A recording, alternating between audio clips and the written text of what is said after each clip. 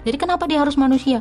Dia memang harus lahir dari seorang perawan. Itu dinubuatkan di dalam kitab Yesaya juga seperti itu. Yeremia juga seperti itu. Makanya Alasannya jadi mikir. manusia apa? Alasannya firman Allah atau wahyumu jadi buku apa? Kok nggak ada harga dirinya banget? Bisa dibakar, bisa basah, bisa didudukin, bisa dilempar. Apa alasannya?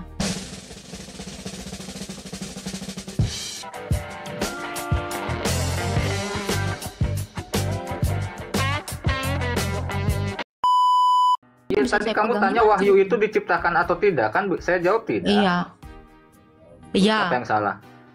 Quran ini wahyu Allah bukan? Betul. Loh, Quran adalah wahyu Allah. Kok bisa wahyu Allah saya pegang seperti buku hutang, buku tabungan, buku tulis? Kok bisa?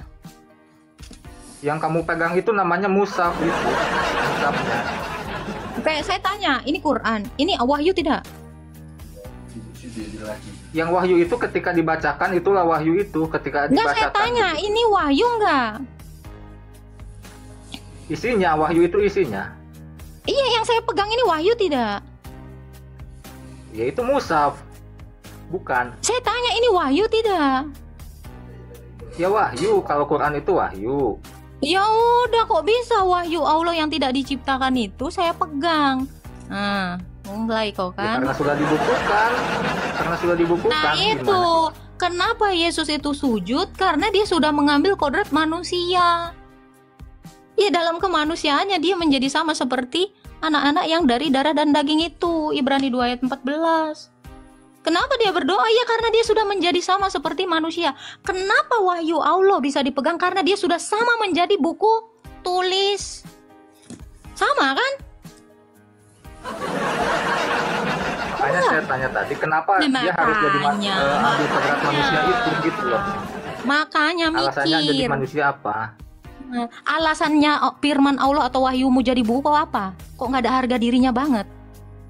Bisa dibakar, bisa basah, bisa didudukin, bisa dilempar. Apa alasannya? Wahyu Allahmu cuma jadi buku. Nggak ada kayak yang lebih berharga lagi. Kayak nggak ada harga dirinya jadi benda mati. Ya, kenapa dia harus jadi buku? Nggak bisa kah jadi sapi kek? Jadi laba-laba kek? Iya deng, bisa Prof. Makanya saya tanya alasan. Sadari Prof.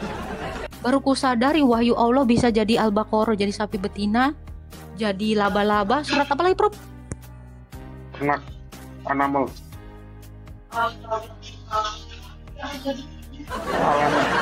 ternak. Makanya saya tanya tadi, Kok ngeri alasannya kali jadi bro, manusia itu apa? bentar bro, apa alasannya wahyu Allah ini cuma jadi surat-surat yang tadi itu disebutkan? Ada surat lembu cewek, ada surat laba-laba, ada jadi ternak. Kenapa bro? Jadi surat-surat ternak Ya itu ayatnya, untuk wahyunya. dibukukan itu untuk dibaca manusia, untuk dijadikan pedoman begitu. Kenapa namanya nggak ada harga dirinya? Cobalah ternak, lembu cewek, apa-apaan itu Al-Baqarah? Ya apa masalahnya? Itu kan memang Ya itu kan memang menceritakan ada di dalam isi Ya. suratnya. Lebih berharga ketika firman itu menjadi manusia. Di dalam kemanusiaannya apa yang dia lakukan? Pertama, dia mukanya tidak asam seperti nabimu, seperti yang tertulis di dalam Abasa ayat 1-3. Yang kedua, sebagai manusia ya, dia itu menyelamatkan perempuan yang pendarahan. Ya, bukan malah mengkawininya ketika umur 6 tahun dan menggaulinya 9 tahun. Hanya alasannya jadi manusia itu apa? Lebih berfaedah ketika firman itu datang dalam rupa manusia. Banyak hal yang bisa dia lakukan. Membangkitkan orang mati. Mukanya pun tidak asam. Malah apa yang dilakukannya? Membuat mata bagi orang yang tidak bisa melihat dari lahir. Ini lebih berguna daripada ini. Coba apalah faedahnya, saya tanya. Bisa nggak dia nyapu rumah? Boro-boro bro. Itu makanya Yesus itu luar biasa ketika dia menjadi sama seperti manusia. Untuk apa? Ya untuk menolong manusia. Dengan cara dicobai, dia menolong orang-orang yang dicobai. Ibrani 1 ayat 18. Dengan dia Kenapa mati, dengan cara dia jadi menolong manusia? sebentar. dengan dia menjadi manusia, dia bisa mati dan dia menolong orang-orang yang seumurnya hidup dalam perhambaan karena takutnya akan kematian. Ibrani 1 ayat 15. Ya, lebih faedah ketika firman itu jadi manusia. Pertama, dia menggenapi seluruh nubuatan di dalam kitab suci. Di dalam Kejadian 3 ayat 15, memang dia sudah dinubuatkan kepada Hawa bahwa firman itu atau Tuhan itu datang dalam rupa seorang manusia yang lahir dari keturunan perempuan, yaitu Hawa yang kedua, Maria. Itu satu. Jadi kenapa dia harus manusia? Dia memang harus lahir dari seorang perawan. Itu dinubuatkan di dalam kitab Yesaya juga seperti itu. Yeremia juga seperti itu. Gitu, bro. Dan dia, bukan, ini menurut ayat. Jadi kenapa dia itu harus datang sebagai manusia? Karena dia akan menjadi seorang nabi, seorang raja, seorang imam. Karena di dalam kitabnya Daud atau Mazmur, dia itu menjadi tunas Daud atau penerus dari kerajaan Daud. Makanya dia menjadi manusia. Kenapa dia jadi manusia? Supaya dia menjadi sama seperti Yusuf. Supaya dia menjadi sama seperti Ayub. Supaya dia menjadi sama seperti Nuh yang mendirikan gereja. Ayub yang taat. Musa yang mengeluarkan bangsa Israel dari perbudakan dosa. Itu. Jadi kenapa dia harus jadi manusia?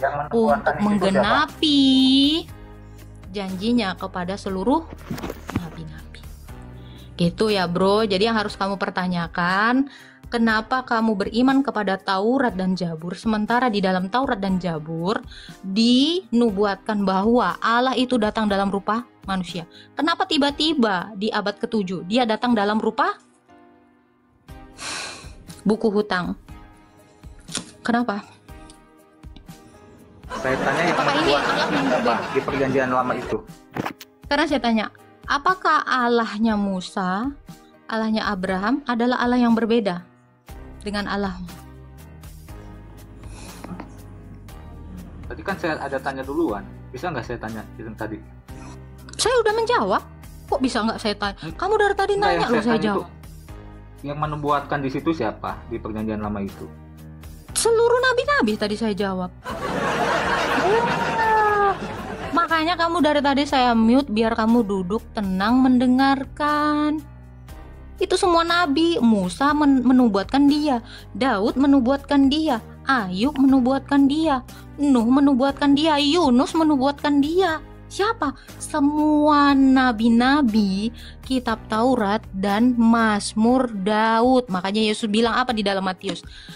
Supaya genaplah apa yang tertulis di dalam kitab Taurat, Mazmur dan kitab nabi-nabi. Apakah nama Yesus tertulis di perjanjian lama? Nama Yesus tertulis. Nubuatan ada Immanuel, ada. Ya saya berapa ya Pak Prof? Itu kan Immanuel. Ada. Yang saya tanyakan Nubuatan Yesus. dia Immanuel itu ya. Matius 1 ayat 21 sampai 23.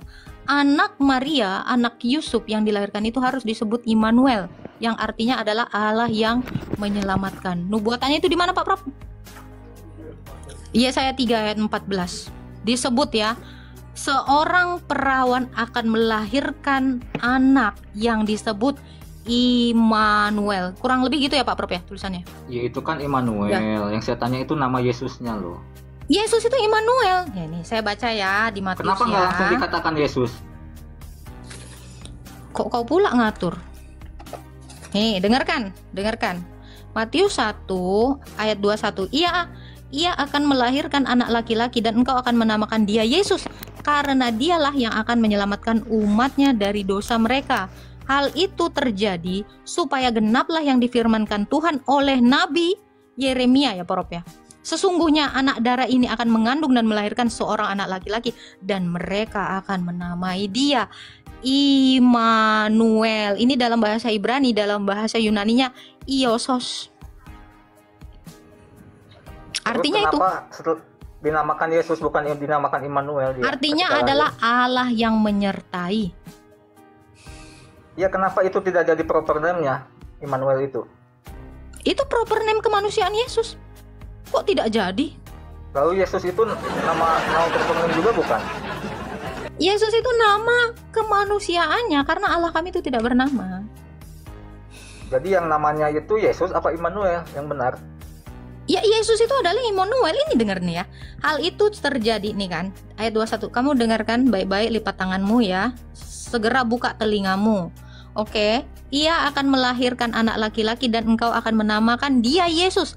Karena dialah yang akan menyelamatkan umatnya dari dosa. Jadi arti Yesus itu adalah Allah yang menyelamatkan. Hal itu terjadi supaya genaplah firman Tuhan oleh Nabi. Sesungguhnya anak darah itu akan mengandung dan melahirkan anak laki-laki dan mereka akan menamakan dia Immanuel, yang berarti Allah menyertai mereka. Nah, kenapa Yesus ini dikatakan Immanuel? Di dalam Matius 28 ayat yang ke-20 dikatakan Yesus itu akan menyertai murid-muridnya sampai akhir zaman.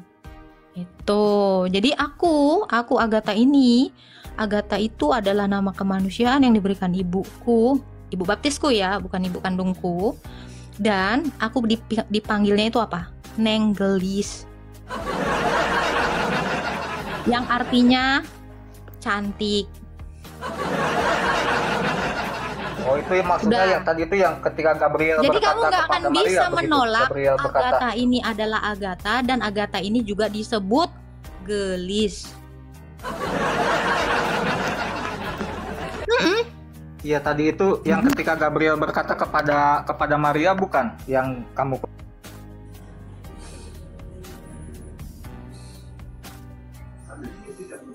Apalagi yang mau kau tanya? Itu ketika Gabriel berkata, ya ketika Gabriel berkata Maria itu kepada Maria begitu. Ketika.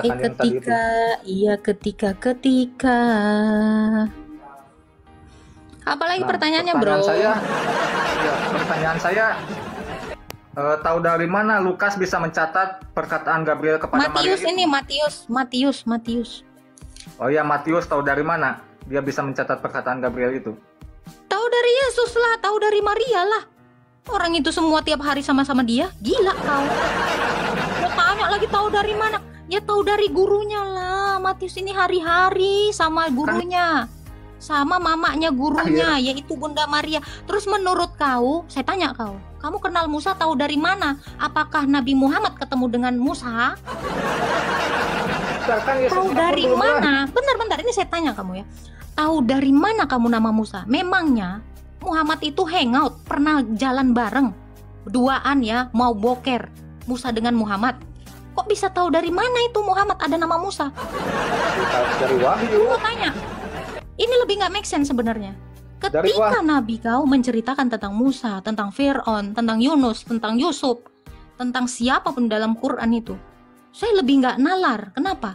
Kapan hari dia ketemu dengan Isa? Kapan hari dia ketemu dengan Musa? Ini lebih make sense ketika Matius, Markus, Lukas, Yohanes dan semua murid Yesus atau para rasul itu bisa menceritakan segala sesuatu tentang Yesus. Kenapa? Hari-hari mereka bersama-sama, bayangin dalam 3 tahun terakhir mereka bersama-sama. Itu ketika dia hidup di dunia ini. Bahkan ketika dia sudah terangkat pun Yesus menyertai mereka. Roh Kudus yang dia utus itu membantu mereka dalam pengajarannya. Nah, ini yang saya tanya, gimana ceritanya Allahmu tahu siapa itu Yesus? Sementara masa itu adalah masa patroh. Allahmu itu tidak ada di zamannya Yesus. Kenapa? Karena tidak ada satu orang pun yang beragama Islam di abad 1. Murid Yesus juga kalau disebut Islam. Nih, justru saya mau nanya ini, gimana Allahmu kenal sama Yesus atau Isa? Wong dia nggak ada di situ. Gimana? Saya mau tahu. Gimana ceritanya kau percaya sama pria Arab ini yang menggauli anak kecil 9 tahun ini? Kalau memang Tuhanmu maha tahu siapalah istrinya Musa. Coba. Kalau memang Allahmu itu maha tahu siapalah istri Musa, jawab. Kok jawab dulu? Tidak dituliskan di Quran itu bukan berarti nggak tahu. Berarti Allahmu nggak tahu.